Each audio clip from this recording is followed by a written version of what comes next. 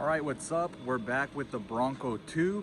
If you saw the last video, you saw that we got this thing started up and it was running.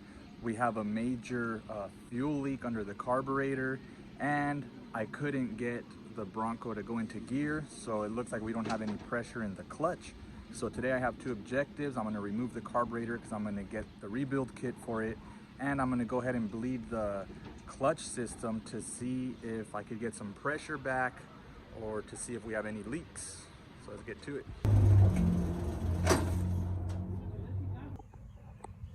So just to show you why I slammed it into reverse there, when I press the clutch, I mean, it goes down really easy.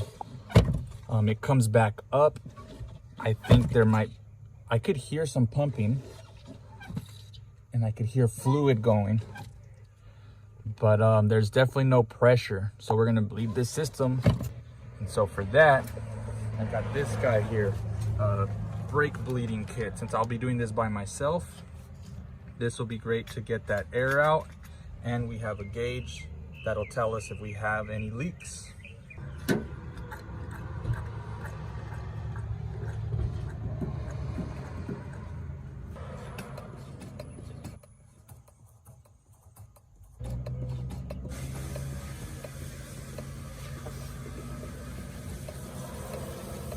Right now there's just a lot of air just coming up.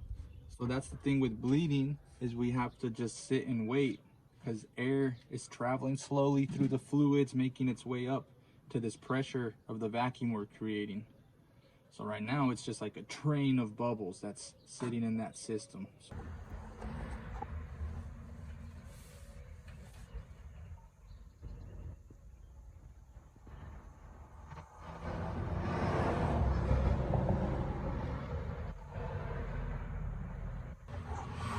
All right, so I still got it bleeding. I checked the clutch. We do have some pressure back, but it's not as stiff as I think I'd like it to be. I got about almost half a pedal, a little bit under a half, between a half and a quarter pedal.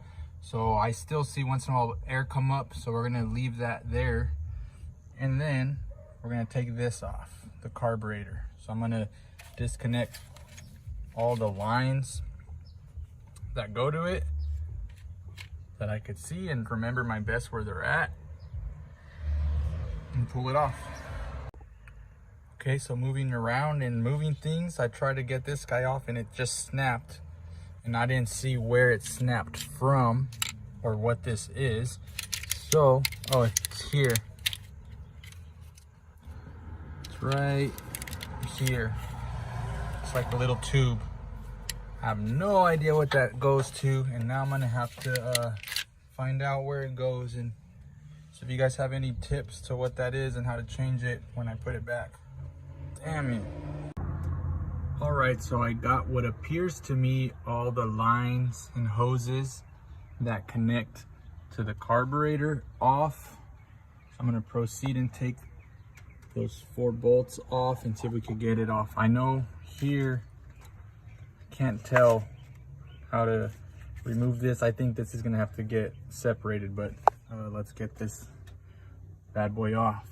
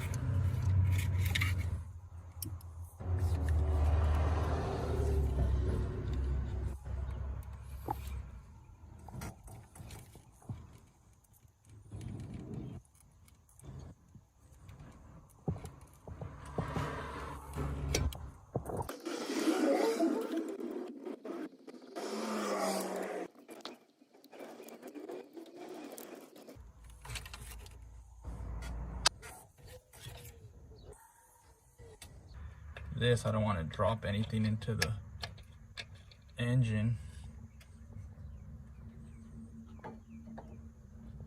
How does this look to you guys here? What should I do for this situation here?